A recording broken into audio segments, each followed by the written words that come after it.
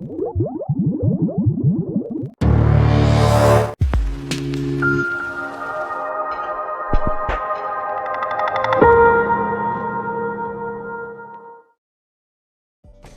everyone, in this video we are going to learn about how dorsal ventral patterning occurs in Drosophila oocyte.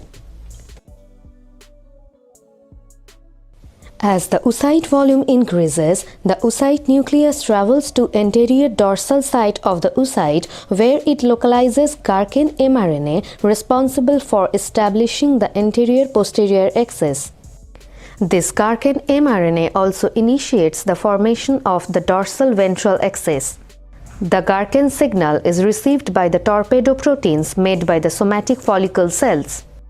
Due to short diffusibility of the signal, only follicle cells closest to the oocyte nucleus, that is dorsal follicle cells, receive the Gurken signal, which causes the follicle cells to differentiate into dorsal morphology and inhibit the synthesis of pipe protein.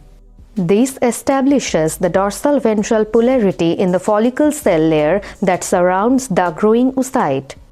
Maternal deficiencies of either Gurken or torpedo gene causes ventralization of the embryo. Hence, now the pipe protein is made only by the ventral follicle cells. Pipe signal sulfates the ventral vitelline proteins and hence modifies the vitelline envelope.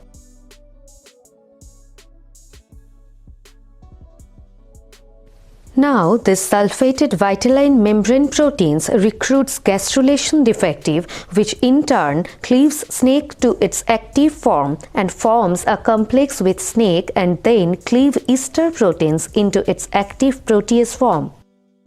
Ester then cleaves the spatzel protein and activated spatzel bind to toll receptor protein.